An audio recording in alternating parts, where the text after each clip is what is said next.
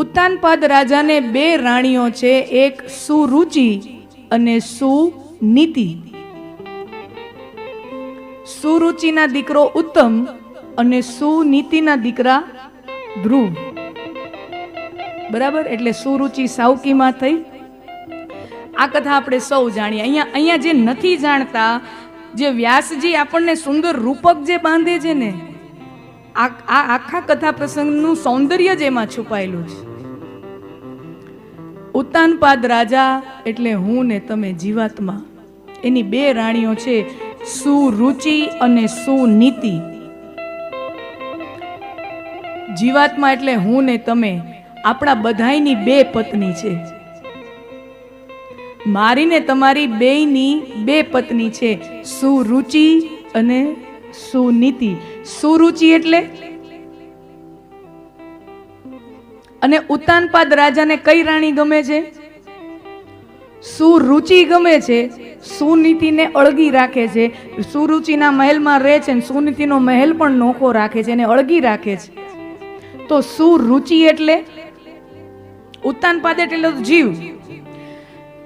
જે પત્ની ગમે છે ઈ સુરુચિ.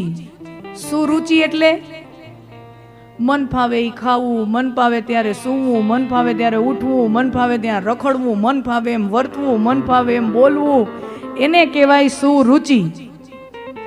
રુચિ એટલે લગ્ન પત્રિકામાં ન લખેલું હોય રુચિ ભોજન, સ્વરુચિ ભોજન છે.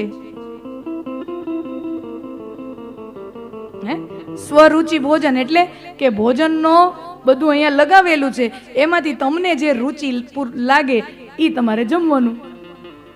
બુફે લાગેલો છે, એમાંથી તમને રુચિ જેમાં થાય ઈ તમારે જમવાનું. એને કહેવાય સ્વરુચિ ભોજન. ભોજનના પ્રકાર હોય ને, એક એવું ભોજન કે અમારી પાસે આ છે એ તમારે જમવાનું. આટલી એક બે જ વસ્તુ, પૂરીને શાક આટલું જ છે એ જ તમારે જમવાનું. સ્વરુચિ ભોજનમાં 15 વસ્તુ હોય, એમાં તમને જે ભાવે એ જમવું. પેલા જમણમાં પાંગતમાં માણા બેઠા હોય. પાંગત કોને કહેવાય?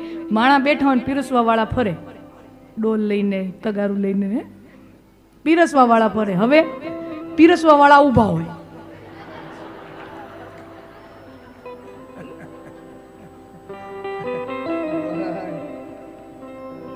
હવે પીરસવા વાળા એક ઠેકાણે ઊભા હોય, માણા ફરે થાળીઓ લઈને, દેજો ને દેજો, 4 લાડવા દેજો, ઉનાટું જોઈ હું એકલી.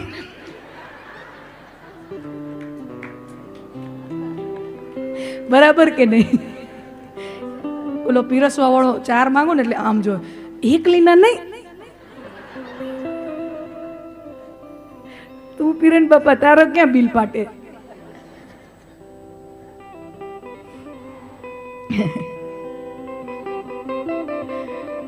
તો સુરુચિ એટલે મન ફાવે એમ કરવું, મન ફાવે એ ખાવું, મન ફાવે એ ઉઠવું, ત્યારે ખાવ, જેમ મન ફાવે તે, એને કહેવાય સુરુચિ. અને સુનીતિ એટલે અનુશાસનમાં રહેવું, ડિસિપ્લિનમાં રહેવું. હવે તમે વિચાર કરો, માણાને સુરુચિ ગમે કે સુનીતિ ગમે? જો વ્યાસજી શું કહેવા માંગે છે આ કથા દ્વારા, જે સાધારણ કથા આપણને લાગે છે સાધારણ નથી, એના લેયર્સ બહુ છે. સુરુચિ રાણી ગમે છે, સુનીતિ રાણી.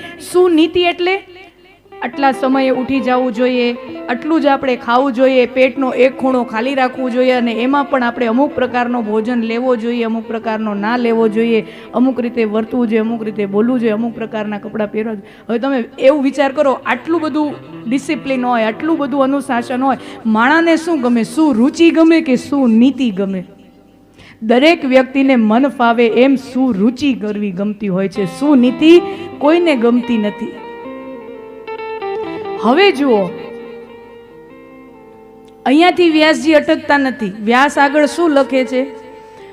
સુરુચિનો દીકરો કોણ છે? ઉત્તમ. સુનીતિના દીકરા છે ધ્રુવ મહારાજ. જુઓ, સુરુચિનો દીકરોનું નામ શું રાખ્યું છે? અહીંયા જો, આ બધું જેમ તેમ નથી હો, ઇટ્સ નોટ રેન્ડમ કેરેક્ટરાઇઝેશન. આ બધું રેન્ડમ નથી. સુરુચિના દીકરાનું નામ ઉત્તમ રાખ્યું છે. કથા છે ને કે પેલા રાજા ખોળામાં સુરુચિના દીકરાને લઈને બેઠા હોય છે. ઈ કોણ? ઉત્તમ. આપણા ઋષિઓની, આપણા ભાગવતકારોની વિશાળ દ્રષ્ટિ તો જુઓ. ઈ એમ કહે છે સુરુચિ, રુચિનું જે ફળ છે, સુરુચિ પ્રમાણે જીવવાનું જે ફળ છે ને ઈ ઉત્તમ છે, ઈ ગમે છે. It's a nice feeling. રુચિ પૂર્વક જીવવાનો ફળ શું છે? ઉત્તમ. એટલે સુરુચિનો ફળ એટલે દીકરો. કોણ? ઉત્તમ. સુરુચિના દીકરાને સારો કીધો છે, ખરાબ નથી કીધો. ભોગને ખરાબ નથી કીધો. જોજો, ભોગના ફળને ખરાબ નથી કીધો, ભોગના ફળને ઉત્તમ જ કીધો છે. ભોગનું ફળ ખરાબ નથી, એને ઉત્તમ જ કીધું છે. પણ ઉત્તમ કેવું છે? એક ક્ષણભંગુર છે. કથા જેમ જેમ આગળ વધશે ને આ ધ્રુવ મહારાજની, ત્યારે ત્યારે આપણી એ વસ્તુ કનેક્ટ થતી જશે. એને ઉત્તમ શું કામ કીધા ને ઓને ધ્રુવ શું કામ કીધા? ઉત્તમ છે, એક ક્ષણભંગુર છે. અને વાત એ સાચી, કોઈ પણ ભોગ હોય ને ક્ષણભંગુર જ હોય, એની મજા થોડીક વાર જ હોય. શ્રીખંડનો વાટકો ભરેલો હોય, આપણને શ્રીખંડ બહુ આવતું હોય ને, શ્રીખંડનો વાટકો ભરેલો હોય, એક વાટકામાં શ્રીખંડ હોય ને ત્યાં સુધી કાંઈ મજા આવે? કાંઈ ફરક પડે? કોઈ અનુભવ થાય? ના. ઈ ચમચી લ્યો અને જીભના ચામડા ઉપર મૂકો શ્રીખંડને, ત્યારે મજા આવે, ત્યારે આનંદ આવે. પછી એને આંગળ ધક્કો મારીને અંદર જવા દ્યો, પેટમાં વયું જાય, પછી કાંઈ ફરક પડે છે? પછી કાંઈ અનુભવ થાય છે? પછી કાંઈ મજા આવે છે? એનો મતલબ શું? કે ભોગનો આનંદ એ ભોગ ભોગવવાતો હોય, એ ક્ષણ પૂરતો જ રહે છે, એના પછી એ રહેતો નથી. જ્યાં શ્રીખંડ, જ્યાં સુધી જીભ ઉપર છે ત્યાં સુધી આનંદ આપે, અંદર વયું જાય પછી ઈ બહાર છે ત્યારે આનંદ નથી, અંદર છે ત્યારે આનંદ નથી. 2-5 સેકન્ડ જીભ ઉપર હોય એટલી વાર આનંદ આવે. ઉત્તમ છે, સારું છે, પણ ક્ષણભંગુર છે. સુનીતિ, અનુશાસનમાં રહેવું, ડિસિપ્લિનમાં રહેવું, એ સુનીતિ, નિયમ, નીતિ નિયમ પ્રમાણે રહેવું, એ સુનીતિ. સુનીતિના દીકરાનું નામ શું છે? ધ્રુવ. ને ધ્રુવનો એક અર્થ થાય છે શાશ્વત. શાશ્વત, ધ્રુવ એટલે શાશ્વત, જે અચળ છે, જે ચલિત થતા નથી, જે અવિચળ છે. અને એવો આકાશ મંડળમાં, નભ મંડળમાં એક તારો છે જે ક્યારેય અસ્ત થતો નથી, ક્યારેય ખરતો નથી, ક્યારેય પોતાના જગ્યાથી હલતો નથી, અને એ તારાને આપણે ધ્રુવ તારો કહીએ છીએ.